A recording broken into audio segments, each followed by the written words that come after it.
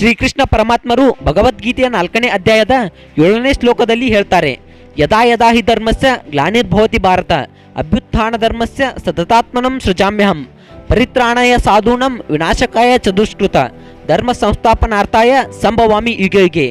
ಇದರ ಅರ್ಥ, ಸದ್ಗುಣವು ಕಡಿಮೆಯಾದಾಗ ಮತ್ತು ದುಷ್ಟತನವು ಮೇಲುಗೈ ಸಾಧಿಸಿದಾಗ ನಾನು ಬರುತ್ತೇನೆ. ಸದ್ಗುಣವನ್ನು ಸ್ಥಾಪಿಸಲು, ಕೆಟ್ಟದ್ದನ್ನು ನಾಶ ಮಾಡಲು, ಒಳ್ಳೆಯದನ್ನು ಉಳಿಸಲು ನಾನು ಯುಗದಿಂದ ಯುಗಕ್ಕೆ ಬರುತ್ತೇನೆ. ಶ್ರೀಕೃಷ್ಣ ಪರಮಾತ್ಮರು ಹೇಳಿದಂತೆ 17ನೇ ಶತಮಾನದ ಉತ್ತರಾರ್ಧ ಅಂದರೆ 18ನೇ ಶತಮಾನದ ಪೂರ್ವಾರ್ಧದಲ್ಲಿ ಈ ಮಹಾಲಿಂಗೇಶ್ವರರ ಉದಯವಾಯಿತು. ಮಹಾಲಿಂಗಪುರದ ಮಾಣಿಕ್ಯ ಪವಾಡ ಪುರುಷ ಮಹಾಲಿಂಗೇಶ್ವರ ಜಾತ್ರೆಯು ಸೆಪ್ಟೆಂಬರ್ 28, 29, 30ರಂದು ಬಹುವಿಜೃಂಭಣೆಯಿಂದ ಜರುಗಲಿದೆ. 28ನೇ ತಾರೀಕಿನಂದು ಮಹಾಲಿಂಗ ಜಂಗಮರು ತಪಸ್ಸುಗೈದ ಚನ್ನಗಿರಿ ಪರ್ವತದ ರಾಮಲಿಂಗ ಗುಡಿಯಲ್ಲಿ ಸಾರ್ವಜನಿಕ ಜಡೋತ್ಸವ ಜರುಗುತ್ತದೆ. ಅದೇ ದಿನ ರಾತ್ರಿ ಜಾತಿ ಭೇದವೆನ್ನದೆ ಸಕಲ ಧರ್ಮೀಯರು ಸೇರಿದಂತೆ ಮಹಾಲಿಂಗಪುರ ಹಾಗೂ ಸುತ್ತಮುತ್ತಲಿನ ಗ್ರಾಮಗಳಿಂದ ಆಗಮಿಸಿದ ಸಾವಿರಾರು ಭಕ್ತರು ದೀಡ್ ನಮಸ್ಕಾರ ಹಾಕಿ ಮಹಾಲಿಂಗೇಶ್ವರಿಗೆ ಹರಕೆ ಸಲ್ಲಿಸುತ್ತಾರೆ. ಹರಿವಾನಕಟ್ಟೆ ಲೂಟಿ. ತುಂಬಿದ ತೇರಿನ ದಿನ ಸಾಯಂಕಾಲ ಮಹಾಲಿಂಗೇಶ್ವರ ದೇವಸ್ಥಾನದಲ್ಲಿ ಹರಿವಾನಕಟ್ಟೆಯ ಲೂಟಿ ಕಾರ್ಯಕ್ರಮ ಜರುಗುತ್ತದೆ. ಹರಿವಾನಕಟ್ಟೆಯ ಲೂಟಿ ಅಂದರೆ ಭಕ್ತರು ತಮ್ಮ ತಮ್ಮ ಜಮೀನುಗಳಲ್ಲಿ ಬೆಳೆದ ಕಬ್ಬು, ಗೋವಿನ ಜೋಳ ಸೇರಿದಂತೆ ಹಲವು ಬೆಳೆಗಳನ್ನು ಒಂದೆಡೆ ಸೇರಿಸಿ ಪೂಜಿಸಿ ಶ್ರೀಗಳ ಮಂಗಳಾರತಿಯ ನಂತರ ಅಲ್ಲಿ ಕಬ್ಬು, ತೆನೆ, ತಪ್ಪಲು ಸೇರಿದಂತೆ ಪ್ರತಿಯೊಂದನ್ನು ಭಕ್ತರು ತಾಮುಂದು ನಾಮುಂದು ಎಂದು ದೋಚಿಕೊಂಡು ಹೋಗಿ ಮನೆಯಲ್ಲಿ ಇಟ್ಟು ವರ್ಷದವರೆಗೆ ಅದನ್ನು ಪೂಜಿಸುತ್ತಾರೆ. ಈ ಹರಿವಾನಕಟ್ಟೆಯ ಸೇವೆ ಮಾಡುವುದರಿಂದ ರೈತರು ಬೆಳೆಯುವ ಬೆಳೆಗಳು ಹಾಗೂ ಮನೆಯಲ್ಲಿ ಸದಾ ಅನ್ನಕ್ಕೆ ಕೊರತೆ ಇರುವುದಿಲ್ಲ ಎಂಬ ವಿಶ್ವಾಸ ಇಲ್ಲಿ ಜನತೆಯಲ್ಲಿದೆ. ಸಂಭ್ರಮದ ರಥೋತ್ಸವ. ಸೆಪ್ಟೆಂಬರ್ 29 ಶುಕ್ರವಾರ ತುಂಬಿದ ತೇರು ಜರುಗುತ್ತದೆ. ಅಲಂಕೃತ ರಥವು ಶುಕ್ರವಾರ ಸಂಜೆ 7ಕ್ಕೆ ಪ್ರಾರಂಭವಾಗಿ ಶನಿವಾರ ಬೆಳಗಿನ 6 ಗಂಟೆಯವರೆಗೂ ಜರುಗಿ ಚನ್ನಗಿರೇಶ್ವರ ದೇವಸ್ಥಾನ ತಲುಪುತ್ತದೆ. ಮರುತೇರು. ಶನಿವಾರ ಸಂಜೆ 7 ಗಂಟೆಗೆ ಚನ್ನಗಿರೇಶ್ವರ ದೇವಸ್ಥಾನದಿಂದ ಹೊರಡುವ ರಥೋತ್ಸವವು ರಾತ್ರಿ ಇಡೀ ಸಾಗಿ ರವಿವಾರ ನಸುಕಿನ ಜಾವ ಮಹಾಲಿಂಗೇಶ್ವರ ಮಠ ತಲುಪುತ್ತದೆ. ಸಾಮಾನ್ಯವಾಗಿ ಯಾವುದೇ ದೇವಸ್ಥಾನಗಳ ರಥೋತ್ಸವವು ಹಾಗೂ ಜಾತ್ರೆಗಳು ಶುಭ ಸಮಯದಲ್ಲಿ ಜರುಗುವುದು ವಾಡಿಕೆ. ಆದರೆ ಮಹಾಲಿಂಗಪುರದ ಮಹಾಲಿಂಗೇಶ್ವರ ರಥೋತ್ಸವವು ಪಂಚಕ ಅಂದರೆ ಅಶುಭ ವೇಳೆಯಲ್ಲಿ ಜರುಗುವುದು ಮತ್ತು 2 ದಿನ ರಾತ್ರಿ ಇಡೀ ರಥೋತ್ಸವ ನಡೆಯುವುದು ವಿಶೇಷ. ತೇರಿನ ಮುಂದೆ ಕರಡಿ ಮಜಲು ಕಲಾವಿದರು ಪ್ರದರ್ಶಿಸುವ ಕರಡಿ ಕಲೆಯು ತೇರನ್ನು ನೋಡುವ ಭಕ್ತರಿಗೆ ಆಕರ್ಷಣೆಯ ಕೇಂದ್ರವಾಗಿರುತ್ತದೆ. ತೇರಿನ ಮುಂದೆ ನಂದಿಕೋಲು, ಕಂಡ್ಯಾಳ ಬಾಶಿಂಗ, ಆನೆ ಅಂಬಾರಿಗಳು ತೇರಿನ ಉತ್ಸವಕ್ಕೆ ಮತ್ತಷ್ಟು ಮೆರುಗು ನೀಡುತ್ತವೆ. ಅನ್ನಪ್ರಸಾದ. ಜಾತ್ರೆಯ ನಿಮಿತ್ತ 3 ದಿನ ನಿರಂತರ ಅನ್ನಪ್ರಸಾದ ಜರುಗುತ್ತದೆ. ಜಟೋತ್ಸವದ ದಿನ ಮಹಾಲಿಂಗೇಶ್ವರ ದೇವಸ್ಥಾನದಲ್ಲಿ, ತುಂಬಿದ ತೇರಿನ ದಿನ ಬನಶಂಕರಿ ದೇವಸ್ಥಾನದಲ್ಲಿ, ಮರುತೇರಿನ ದಿನ ಚನ್ನಗಿರೇಶ್ವರ ದೇವಸ್ಥಾನದಲ್ಲಿ ಅನ್ನಪ್ರಸಾದ ನಡೆಯುತ್ತದೆ. ಪ್ರತಿದಿನ ಸಾವಿರಾರು ಭಕ್ತಾದಿಗಳು ಪ್ರಸಾದ ಸ್ವೀಕರಿಸಿ ಕೃತಾರ್ಥರಾಗುತ್ತಾರೆ. ಇದಕ್ಕಾಗಿ ಜಾತ್ರಾ ಕಮಿಟಿಯವರು ಹಗಲಿರುಳೆನ್ನದೆ ಸಕಲ ಸೌಕರ್ಯಗಳನ್ನು ಮಾಡಿರುತ್ತಾರೆ. 2 ದಿನ ರಾತ್ರಿ ಪಾರಿಜಾತ ಬಯಲಾಟ. ಜಾತ್ರೆಯ ನಿಮಿತ್ತ ಮಹಾಲಿಂಗೇಶ್ವರ, ಚನ್ನಗಿರೇಶ್ವರ ದೇವಸ್ಥಾನ, ಜವಳಿ ಬಜಾರ್, ಗುಂಡನಬಾವಿ, ಅನ್ನಪೂರ್ಣೇಶ್ವರಿ ಗುಡಿ ಹತ್ತಿರ ಸೇರಿದಂತೆ ಪಟ್ಟಣದ ಹಲವೆಡೆ 2 ದಿನ ರಾತ್ರಿ ಶ್ರೀಕೃಷ್ಣ ಪಾರಿಜಾತ ಬಯಲಾಟ ಸೇರಿದಂತೆ ಹಲವಾರು ಸಾಂಸ್ಕೃತಿಕ ಕಾರ್ಯಕ್ರಮಗಳು ಜರುಗುತ್ತವೆ. ದಿವ್ಯ ನೇತೃತ್ವ. ಜಾತ್ರೆಯ ಎಲ್ಲ ಕಾರ್ಯಕ್ರಮಗಳನ್ನು ಶ್ರೀಮಠದ ಈಗಿನ ಪೀಠಾಧಿಪತಿಗಳಾದ ಶ್ರೀಮನ್ ಮಹಾರಾಜ ಜಗದ್ಗುರು ರಾಜೇಂದ್ರ ಮಹಾಸ್ವಾಮಿಗಳ ದಿವ್ಯ ನೇತೃತ್ವದಲ್ಲಿ ಜರುಗುತ್ತದೆ. ಶ್ರೀಗಳು ತಮ್ಮ ವಾಕ್ಸಿದ್ಧಿಯ ಮಹಿಮೆಯಿಂದ ಅಪಾರ ಭಕ್ತಿ ಸಮೂಹ ಬೆಳೆಸಿ ಭಕ್ತರ, ದಾನಿಗಳ ಸಹಕಾರದೊಂದಿಗೆ ಶ್ರೀಮಠವನ್ನು ಅಭಿವೃದ್ಧಿಯತ್ತ ಕೊಂಡೊಯ್ಯುವಲ್ಲಿ ಹಗಲಿರುಳು ಶ್ರಮಿಸಿ ಯಶಸ್ವಿಯಾಗಿದ್ದಾರೆ. ಮಾದರಿ ಪಟ್ಟಣ. ಮಹಾಲಿಂಗಪುರವು ಹಿಂದೂ ಮುಸ್ಲಿಂ ಭಾವೈಕ್ಯದ ಮಾದರಿ ಪಟ್ಟಣವಾಗಿದೆ. ಇಲ್ಲಿ ಹಿಂದೂ ಮುಸ್ಲಿಂ ಬಾಂಧವರು ಪವಿತ್ರ ಮಹಾಲಿಂಗೇಶ್ವರ ಶ್ರಾವಣ ತಿಂಗಳು ಹಾಗೂ ಪ್ರತಿ ಸೋಮವಾರದಂದು ಮಾಂಸಾಹಾರಿ ಸೇವಿಸುವುದಿಲ್ಲ. ಜೊತೆಗೆ ಮುಸ್ಲಿಂ ಬಾಂಧವರು ಮಹಾಲಿಂಗೇಶ್ವರ ದೇವಸ್ಥಾನಕ್ಕೆ ಬರುವುದು ಮತ್ತು ಜಾತ್ರಾ ಸಮಯದಲ್ಲಿ ದೀಡ್ ನಮಸ್ಕಾರ ಹಾಕುವುದು ಭಾವೈಕ್ಯಗೆ ಸಾಕ್ಷಿಯಾಗಿದೆ. ಇಂತಹ ಅನಂತ ಪವಾಡ ಹಾಗೂ ವೈಶಿಷ್ಟ್ಯಗಳ ಮಹಾಲಿಂಗಪುರದ ಮಹಾಲಿಂಗೇಶ್ವರ ಜಾತ್ರೆಯ ವೈಭವ ನೋಡಲು ಮಹಾಲಿಂಗಪುರಕ್ಕೆ ಬನ್ನಿ. ಭಕ್ತರ ಭಾಗ್ಯದಾತ ಮಹಾತಪಸ್ವಿ. ಬಾಗಲಕೋಟೆ ಜಿಲ್ಲೆಯ ಮುಧೋಳ ತಾಲೂಕಿನ ಮಹಾಲಿಂಗಪುರವು ಕಲೆ, ಸಾಹಿತ್ಯ, ಆಧ್ಯಾತ್ಮಿಕತೆ, ಧಾರ್ಮಿಕ ಶಿಕ್ಷಣ, ವಾಣಿಜ್ಯ ಕ್ಷೇತ್ರಗಳಲ್ಲಿ ತನ್ನದೇ ಆದ ಕೊಡುಗೆಗಳನ್ನು ನೀಡುತ್ತಿದೆ. ಇಲ್ಲಿಯ ಕ್ಷೇತ್ರಾಧಿಪತಿ ಪವಾಡ ಪುರುಷ, ಭಕ್ತರ ಭಾಗ್ಯದಾತ ಮಹಾನ್ ತಪಸ್ವಿ, ಶಿವಸ್ವರೂಪಿ ಆರಾಧ್ಯ ದೈವ ಶ್ರೀ ಮಹಾಲಿಂಗೇಶ್ವರರ ದೇವಸ್ಥಾನವು ಬಹಳ ಪ್ರಸಿದ್ಧಿಯಾಗಿದ್ದು ಮಹಾಲಿಂಗೇಶ್ವರ ದರ್ಶನಕ್ಕಾಗಿ ರಾಜ್ಯ ಅಷ್ಟೇ ಅಲ್ಲದೆ ನೆರೆ ರಾಜ್ಯಗಳಿಂದಲೂ ಸಾವಿರಾರು ಭಕ್ತರು ದರ್ಶನ ಮಾಡಿ ಪುನೀತರಾಗುತ್ತಾರೆ. ಮೂಲನಾಮ ನರಗಟ್ಟಿ. ತಾಲೂಕಾ ಕೇಂದ್ರ ಮುಧೋಳದಿಂದ ಪಶ್ಚಿಮಕ್ಕೆ 20 ಕಿಲೋಮೀಟರ್ ದೂರದಲ್ಲಿರುವ ಮಹಾಲಿಂಗಪುರವು ಸ್ವಾತಂತ್ರ್ಯ ಪೂರ್ವದಲ್ಲಿ ಮುಧೋಳ ಸಂಸ್ಥಾನಕ್ಕೆ ಸೇರಿತ್ತು. ಪಟ್ಟಣದ ಪೂರ್ವನಾಮ ನರಗಟ್ಟಿ ಎಂಬುದಾಗಿತ್ತು. ತಾಲೂಕಿನ ಅತಿದೊಡ್ಡ ವಾಣಿಜ್ಯ ಪಟ್ಟಣವಾದ ಮಹಾಲಿಂಗಪುರವು ಮುಧೋಳ ಸಂಸ್ಥಾನದ ಮಹಾರಾಜ ಮಾಲೋಜಿರಾವ್ ಕಟ್ಟಿದ ಚನ್ನಗಿರಿ ಕೋಟೆ, ಇತ್ತೀಚೆಗೆ ನಿರ್ಮಿಸಿದ ಪುರಸಭೆ, ಟೊಣಪಿನಾಥ, ನೀಲಕಂಠೇಶ್ವರ, ಬನಶಂಕರಿ, ಅನ್ನಪೂರ್ಣೇಶ್ವರಿ, ಮಾರುತೇಶ್ವರ, ರಾಘವೇಂದ್ರ, ಸತ್ಯ ಸಾಯಿ ಮಂದಿರ, ಸಿದ್ಧಾರೂಢ ಮಠ, ಭಗೀರಥ ದೇವಾಲಯ, ಕರಿಸಿದ್ದೇಶ್ವರ ದೇವಾಲಯ, ದುರ್ಗಾದೇವಿ ದೇವಸ್ಥಾನಗಳು ಸೇರಿದಂತೆ ಗಡಾದಗಲ್ಲಿಯ ಜಾಮಿಯಾ ಮಸ್ಜಿದ್, ಪಂಡಾರಿಗಲ್ಲಿಯ ಮೆಕ್ಕಾ ಮಸ್ಜಿದ್, ಚಿಮ್ಮಡಗಲ್ಲಿಯ ಜುಮ್ಮಾ ಮಸ್ಜಿದ್, ಕೆಂಗೇರಿಮಡ್ಡಿಯ ಮಹಮ್ಮದಿಯಾ ದಾರುಲ್ಲಾ ಮದರಸಾ ಮಸ್ಜಿದ್ ಸೇರಿದಂತೆ ಸರ್ವಧರ್ಮೀಯರ ಮಸೀದಿ, ಮಂದಿರ, ದೇವಾಲಯಗಳನ್ನು ಒಳಗೊಂಡು ಸರ್ವಧರ್ಮದ ಸಾಮರಸ್ಯ ನೆಲೆಬೀಡಾಗಿದೆ. ಸುಸಜ್ಜಿತ ಬೆಲ್ಲದ ಮಾರುಕಟ್ಟೆ ಹೊಂದಿರುವ ಮಹಾಲಿಂಗಪುರದ ನಾಡಿನಲ್ಲೇ ಬೆಲ್ಲದ ಸೊಬಗಿನ ಪ್ರದೇಶವೊಂದೇ ಖ್ಯಾತಿ ಪಡೆದಿದೆ. ಮಹಾಲಿಂಗೇಶ್ವರರ ಇತಿಹಾಸ. ಭೂಲೋಕದಲ್ಲಿ ಅಧರ್ಮ ಹೆಚ್ಚಾಗಿ ಜನರಲ್ಲಿ ಹಾಗೂ ಗುರುಲಿಂಗ ಜಂಗಮರಲ್ಲಿಯೂ ಭಕ್ತಿ ಕಡಿಮೆಯಾಗಿ ಶಿವಜ್ಞಾನಿ ಪುಣ್ಯಾತ್ಮರು ಸದಾಚಾರಿಗಳು ಕಾಣಿಸಿದಂತಹ ಪರಿಸ್ಥಿತಿಯನ್ನು ಕಂಡು ಭೂಮಾತೆಯು ಪರಿತಪಿಸುವುದನ್ನು ಕಂಡ ತ್ರಿಲೋಕ ಸಂಚಾರಿಯಾದ ನಾರದ ಮುನಿಗಳು ಈ ವಿಷಯವನ್ನು ಶಿವನಲ್ಲಿ ಅರುಹಿದಾಗ ಭೂಲೋಕದ ಉದ್ಧಾರಕ್ಕಾಗಿ ಧರ್ಮದ ಉಳಿವಿಗಾಗಿ ಪರಶಿವನು ತನ್ನ ಭಕ್ತ ನಂದೀಶನನ್ನು ಮಹಾಲಿಂಗ ಜಂಗಮ ರೂಪದಲ್ಲಿ ಭೂಲೋಕಕ್ಕೆ ಕಳಿಸಿದ್ದಾರೆ ಎಂದು ಪುರಾಣ ಇತಿಹಾಸಗಳಲ್ಲಿ ಉಲ್ಲೇಖವಾಗಿದೆ. ಮಹಾಲಿಂಗೇಶ್ವರರ ಸಂಚಾರ. ಶಿವನ ಅಪ್ಪಣೆಯ ಮೇರೆಗೆ ಭೂಮಿಗೆ ಬಂದ ಮಹಾಲಿಂಗ ಜಂಗಮರು ಕಾಶಿ, ಶ್ರೀಶೈಲ, ತಿರುಪತಿ, ಕಂಚಿ, ಅರುಣಾದ್ರಿ, ಶಿವಗಂಗೆ, ಉಳವಿ ಸೇರಿದಂತೆ ದಕ್ಷಿಣ ಭಾರತದ ಎಲ್ಲ ಪುಣ್ಯಕ್ಷೇತ್ರಗಳನ್ನು ಸಂಚರಿಸಿ ಶಿವಸ್ವಪ್ನದ ವಾಣಿಯಂತೆ ಇಂದಿನ ಮಹಾರಾಷ್ಟ್ರದ ಡಪಳಾಪುರದಲ್ಲಿರುವ ಗುರುಲಿಂಗರ ಜಂಗಮರಲ್ಲಿ ಬಂದು ಅವರ ಶಿಷ್ಯರಾಗಿ ಅಷ್ಟಾವರ್ಣಗಳ ಮಹಿಮೆಯನ್ನು ತಿಳಿದುಕೊಂಡರು. ಗುರುಲಿಂಗ ಜಂಗಮರಲ್ಲಿ ಜ್ಞಾನಾಮೃತ ಪಾನ ಮಾಡಿದ ಮಹಾಲಿಂಗರು ಜ್ಞಾನದ ಕನಿಯಾಗಿ ಸುಜ್ಞಾನದ ಸಾಗರರಾಗಿ ಕಂಗೊಳಿಸತೊಡಗಿದರು. ನಂತರ ಜನಮನವನ್ನು ತಿದ್ದಿ ಸನ್ಮಾರ್ಗದಲ್ಲಿ ಮುನ್ನಡೆಸಿ ಲೋಕ ಕಲ್ಯಾಣಗೈಯುವ ತಮ್ಮ ಮನದಿಚ್ಛೆಯನ್ನು ಗುರುಗಳಿಗೆ ತಿಳಿಸಿದರು. ಗುರುಲಿಂಗ ಜಂಗಮರು ಹೃದಯ ತುಂಬಿ ಹರಸಿ, ಮಹಾಲಿಂಗ ನೀನು ಸಂಚಾರಗೈಯುತ್ತಾ ಹೋಗುವಾಗ ಚೈತ್ರ ಶುದ್ಧ ಚತುರ್ದಶಿಯ ದಿನ ಎಲ್ಲಿ ನಿಲ್ಲುವೆಯೋ ಅಲ್ಲಿಯೇ ಓರ್ವ ಶಿವಭಕ್ತೆ ನಿನ್ನನ್ನು ಭಯಭಕ್ತಿಯಿಂದ ಬರಮಾಡಿಕೊಳ್ಳುವವಳು. ಅದೇ ನಿನ್ನ ಕರ್ಮಭೂಮಿ ಎಂದು ತಿಳಿ. ಆ ಊರು ಯಾವುದೇ ಇರಲಿ, ಅದೇ ಮುಂದೆ ನಿನ್ನ ಪ್ರಭಾವದಿಂದ ನಿನ್ನ ಹೆಸರಿನಿಂದಲೇ ಮೆರೆಯುವಂತಾಗುತ್ತದೆ ಎಂದು ಆಶೀರ್ವದಿಸಿ ಶಿಷ್ಯನನ್ನು ಹೆಮ್ಮೆಯಿಂದ ಬೀಳ್ಕೊಟ್ಟರು. ಎಡುಬಿಡದೆ ಸಾಗುತಿಹ ತೆರೆಗಳಿಂದ ನೊರೆಗಳಿಂದ ದಡಿಗಡಿಗೆ ಸಿಡಿದೇವ ಕನ್ನಗಳಿಂ ಗನಿಗಳಿಂ ಬಿಡಿದಿರ್ಪ ಜಂತುಗಳ ಕೂರ್ಮೆಯಂ ಪೇರ್ಮೆಯಂ ಪಡಿದಂಬುಜವ ಸಂಪಿನ ತಡಿಬಿಡಿದು ಬೆಳೆದಿರ್ತ ಗಿಡಗಳಿಂ ಮಡುಗಳಿಂ ಪೊಡೆಮಡಗುವುದೆಂಬಂತೆ ಕಂಗೆಟ್ಟ. ಈ ಸಾಲುಗಳನ್ನು ಮಹಾಲಿಂಗ ಲೀಲೆ ಎಂಬ ಪುಸ್ತಕದಲ್ಲಿ ವರ್ಣಿಸಲಾಗಿದೆ. ಇದರ ಅರ್ಥ ಕೃಷ್ಣಾ ನದಿ ದಾರಿ ನೀಡಿದ್ದು. ಮಹಾಲಿಂಗ ಜಂಗಮರು ಗುರುಗಳು ಆಶೀರ್ವಾದ ಪಡೆದು ಸಂಚಾರ ಮಾಡುತ್ತಾ ಉಪದೇಶ ನೀಡುತ್ತಾ ಮುಂದೆ ಸಾಗಿದರು. ಒಂದು ದಿನ ಸಂಜೆ ಮುಂದಿನ ಊರಿಗೆ ಹೊರಡಲು ಸಿದ್ಧರಾದಾಗ ಕೃಷ್ಣಾ ನದಿಯನ್ನು ದಾಟಬೇಕಾಗಿತ್ತು. ಅದೇ ಸಮಯಕ್ಕೆ ಇಂದಿನ ಗೋಕಾಕ ತಾಲೂಕಿನ ಅರಂಬಾವಿಯ ದುರ್ದುಂಡೇಶ್ವರರು ಕೂಡ ಅಲ್ಲಿಗೆ ಆಗಮಿಸಿದರು.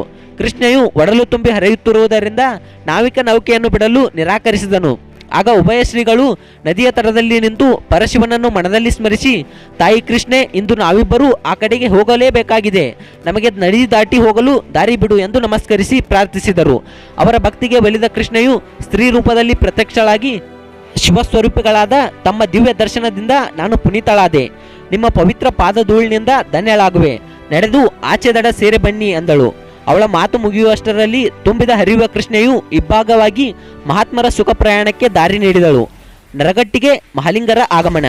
ಪವಾಡ ಸದೃಶವಾಗಿ ಕೃಷ್ಣಾ ನದಿಯನ್ನು ದಾಟಿದ ಮಹಾಲಿಂಗೇಶ್ವರರು ಮತ್ತು ದುರ್ದುಂಡೇಶ್ವರರು ಶಿವನಿಚ್ಛೆಯಂತೆ ತಮ್ಮ ದಾರಿಯಲ್ಲಿ ಸಂಚರಿಸುತ್ತಾ ಮುಂದೆ ಸಾಗಿದರು. ಈ ರೀತಿಯಾಗಿ ಸಂಚರಿಸುತ್ತಾ ಮಹಾಲಿಂಗೇಶ್ವರರು ಕನ್ನಡ ನಾಡಿನ ಮುಧೋಳ ಸಂಸ್ಥಾನದ ನರಗಟ್ಟಿಗೆ ಆಗಮಿಸಿದರು. ಶಿವಸ್ವಪ್ನದ ವಾಣಿಯಂತೆ ಶಿವಭಕ್ತೆ ಸಿದ್ದಾಯಿಯು ಮಹಾಲಿಂಗ ಜಂಗಮರನ್ನು ಭೇಟಿಯಾಗಿ ಆತ್ಮೀಯವಾಗಿ ಬರಮಾಡಿಕೊಂಡು ಅತಿಥಿ ಆಗಿ ಪೂಜೆ ಪುನಸ್ಕಾರಗಳನ್ನು ಸಲ್ಲಿಸಿದಳು.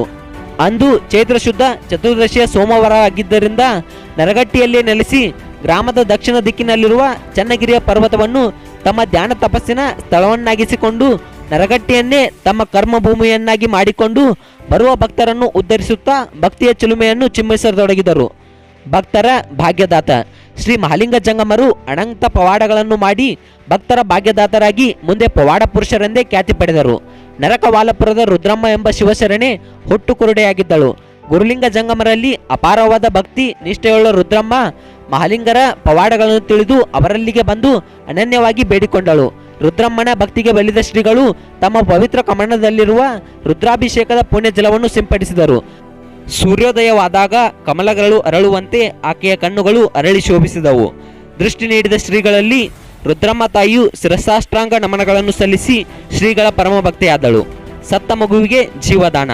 ಮಹಾಲಿಂಗ ಜಂಗಮರ ಪವಾಡ ಮಹಿಮೆ ಕೇಳಿ ಭೇಟಿಯಾಗಲು ಅಂದಿನ ಮುಧೋಳ ಸಂಸ್ಥಾನದ ಮಾಲೋಜಿರಾಯ ಚತುರಂಗ ಸೇನೆಯ ಭವ್ಯ ಮೆರವಣಿಗೆಯೊಂದಿಗೆ ನರಗಟ್ಟಿಗೆ ಆಗಮಿಸಿದರು.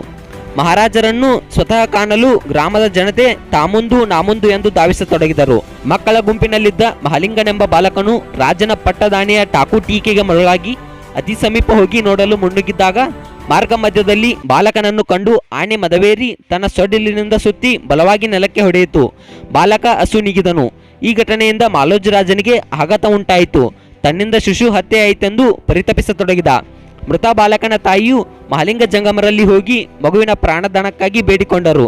ಶ್ರೀಗಳು ಬಾಲಕನ ತಾಯಿ ಮತ್ತು ಮಹಾರಾಜರನ್ನು ಸಮಾಧಾನಪಡಿಸುತ್ತಾ ಎಲ್ಲವೂ ಶಿವನಿಚ್ಛೆಯಂತೆ ನಡೆದಿದೆ, ಶಿವನ ಪಂಚಾಕ್ಷರಿ ಮಂತ್ರ ಹಾಗೂ ವಿಭೂತಿ ಮಹಿಮೆಯನ್ನು ಜಗಕ್ಕೆ ತೋರಿಸಲು ಅವನಾಡಿದ ಲೀಲೆ ಎಂದು ಹೇಳಿ ಓಂ ನಮಃ ಶಿವಾಯ ಎಂಬ ಪಂಚಾಕ್ಷರಿ ಮಂತ್ರವನ್ನು ಪಠಿಸಿ ಪವಿತ್ರ ವಿಭೂತಿಯನ್ನು ಮಡಿದ ಬಾಲಕನ ಹಣೆಗೆ ಹಚ್ಚಿದರು.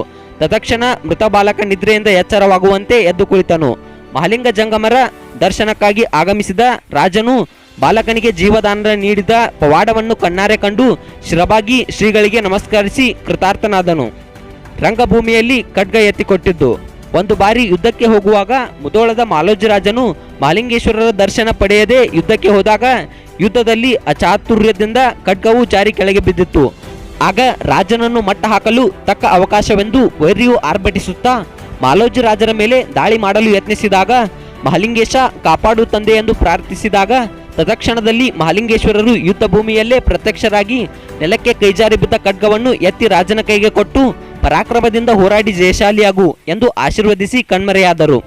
ಈ ರೀತಿಯಾಗಿ ಮಹಾಲಿಂಗೇಶ್ವರರ ಆಶೀರ್ವಾದದಿಂದ ಯುದ್ಧದಲ್ಲಿ ರಾಜನಿಗೆ ಜಯ ದೊರಕಿತು. ಇದಲ್ಲದೆ ಅಣ್ಣ ಅಕ್ಷಯವಾದದ್ದು, ಮಲರೋಗಿ ಗೋವಿಂದರಾಜನಿಗೆ ಪ್ರಾಣದಾನ ಮಾಡಿದ್ದು, ವಿಷಪಾಷಣದಿಂದ ಬಳಲಿದ ಅರಸು ಕುವರ ಕೇದಾರ ಬಾನುವನ್ನು ಕಾಪಾಡಿದ್ದು, 60 ಬಂಜಿಗೆ ಪುತ್ರದಾನ ಮಾಡಿದ್ದು, ಈ ರೀತಿ ಸೇರಿದಂತೆ ಹಲವಾರು ಪವಾಡಗಳನ್ನು ಮಾಡಿ ಮಹಾಮಹಿಮ ಪುರುಷ ಶ್ರೀ ಮಹಾಲಿಂಗೇಶ್ವರ ಎಂದೇ ಅಭಿದಾನ ಪಡೆದರು. ಬರಗಟ್ಟಿಯಾದ ನರಗಟ್ಟಿ ತನ್ನಿಂದ ಮಡಿದ ಮಗುವಿಗೆ ಮರುಜನ್ಮ ನೀಡಿ ತನ್ನ ಮಾನವನ್ನು ಕಾಪಾಡಿದ ಮಹಾಲಿಂಗೇಶ್ವರರ ಮಹಿಮೆಗೆ ಹರ್ಷಿತನಾದ ಮೋದಪುರದ ರಾಜ, ಅಂದರೆ ಈಗಿನ ಮುದೋಳದ ರಾಜ ಮಾಲೋಜ ರಾಜನು ತನ್ನ ಒಡೆತನದಲ್ಲಿದ್ದ ನರಗಟ್ಟಿ ಎಂಬ ಗ್ರಾಮವನ್ನು ಈ ಬಡವನ ಭಕ್ತೆಯ ಕಾಣಿಕೆಯೆಂದು ದಾನವಾಗಿ ಸ್ವೀಕರಿಸಿ ಕೃತಾರ್ಥನನ್ನಾಗಿ ಮಾಡಬೇಕು ಎಂದು ಮಹಾಲಿಂಗ ಜಂಗಮರಲ್ಲಿ ಅರಿಕೆ ಮಾಡಿಕೊಂಡನು. ಮಹಾಲಿಂಗೇಶ್ವರರು ರಾಜನನ್ನು ಪರೀಕ್ಷಿಸಲು ಬಯಸಿ ಕನಸಿನಲ್ಲಿ ಕಂಡ ಸಂಪತ್ತು ರಾಜರ ಭಕ್ತಿಯು ಸ್ಥಿರವಿಲ್ಲವೆಂದು ನೀತಿ ಸಾರುತ್ತದೆ, ಆದ್ದರಿಂದ ನಿನ್ನ ಭೂದಾನವನ್ನು ಸ್ವೀಕರಿಸಲಾರೆ ಎಂದರು. ಆಗ ರಾಜನು ನರಗಟ್ಟಿಪುರವನ್ನು ನಿಮಗೆ ಒಮ್ಮೆ ದಾನವಿತ್ತ ಮೇಲೆ ಮರೆತಾದರೂ ಅದನ್ನು ಮರಳಿ ಬಯಸಿದರೆ ನನಗೆ ಗೋಹತ್ಯೆ ಮಾಡಿದ ಪಾಪ ಪ್ರಾಪ್ತವಾಗಲಿ, ಇದಕ್ಕೆ ತಪ್ಪಿ ನಡೆದರೆ ನನಗೆ ನರಕ ಪ್ರಾಪ್ತಿಯಾಗಲಿ. ಮುನಿಶ್ರೇಷ್ಠರೇ, ನನ್ನ ಭಕ್ತಿ ಕಾಣಿಕೆಯೆಂದು ಈ ಗ್ರಾಮವನ್ನು ಸ್ವೀಕರಿಸಿ ನನ್ನನ್ನು ಧನ್ಯನಾಗಿ ಮಾಡಿರಿ ಎಂದು ಶ್ರೀಗಳಲ್ಲಿ ಬೇಡಿಕೊಂಡನು. ರಾಜನ ನಿಜಭಕ್ತಿಗೆ ಮೆಚ್ಚಿದ ಶ್ರೀಗಳು ನರಗಟ್ಟಿಯನ್ನು ದಾನವಾಗಿ ಸ್ವೀಕರಿಸಿದರು. ಮುಂದೆ ನರಗಟ್ಟಿಯೇ ಮಹಾಲಿಂಗ ಜಂಗಮರ ಕೃಪಾಶೀರ್ವಾದದಿಂದ ನಿತ್ಯ ಸುಂದರ ಶಿವಭಕ್ತರು, ಸಾಧು ಸಂತರು, ಸದಾಚಾರಿಗಳ ನೆಲೆಬೀಡಾಗಿ ಸಕಲ ಜನರ ಆಸೆಗಳನ್ನು ಪೂರೈಸಿ ವರ ನೀಡುವ ನಗರವಾಗಿ ಹೊರಗಟ್ಟಿಯಾಗೆ ಕಂಗೊಳಿಸಿತ್ತು.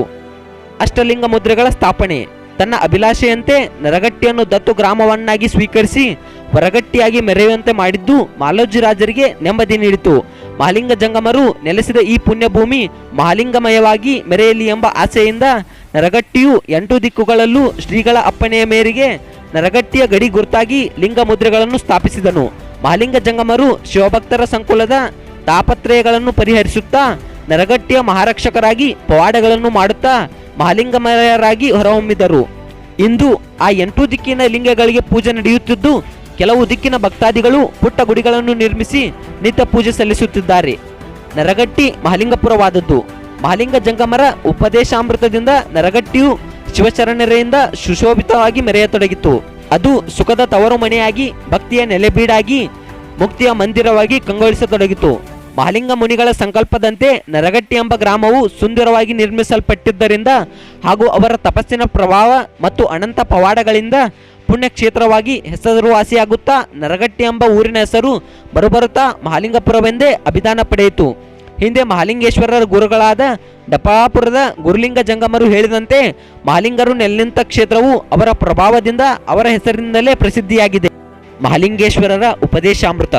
ಮಹಾಲಿಂಗೇಶ್ವರ ಮುನಿಗಳು ಸಮಯವನ್ನರಿತು ಬಂದ ಭಕ್ತರಿಗೆ ಗುರು ಲಿಂಗ ಜಂಗಮರ ಮಹತ್ವವನ್ನು, ಇಷ್ಟಲಿಂಗ, ಪ್ರಾಣಲಿಂಗ, ಭಾವಲಿಂಗ, ಸ್ಥಾವರಲಿಂಗ, ಶಿವಜೀವರ ಐಕ್ಯ, ಲಿಂಗಾಂಗ ಸಾಮರಸ್ಯಗಳ ಕುರಿತು ಸಾಮಾನ್ಯ ಶಿವಭಕ್ತರಿಗೆ ತಿಳಿಯುವಂತೆ ಪ್ರವಚನ ನೀಡುತ್ತಿದ್ದರು. ಎಲ್ಲರೂ ಮೇಲು ಕೀಳೆಂಬ ಭೇದ ಭಾವನ್ನರಿತು ಪರಸ್ಪರ ಅಣ್ಣ ತಮ್ಮ ಬಂಧು ಬಳಗದಂತೆ ಪ್ರೀತಿ ವಿಶ್ವಾಸದಿಂದ ಬಾಳಬೇಕು. ಸತ್ಯ ನೀತಿ ಧರ್ಮಗಳಿಂದ ಜೀವಿಸಿದರೆ ಭೂಲೋಕವೇ ಸ್ವರ್ಗವಾಗಿತ್ತು ಎಂದು ಶ್ರೀಗಳು ಉಪದೇಶಿಸಿದಂತೆ ಮಹಾಲಿಂಗಪುರ ಆಧ್ಯಾತ್ಮದ ಆಕಾಶದಲ್ಲಿ ಪ್ರಕಾಶಮಾನವಾಗಿ ಬೆಳಗುವ ಧ್ರುವ ನಕ್ಷತ್ರದಂತೆ ಹೊಳೆಯತೊಡಗಿತು.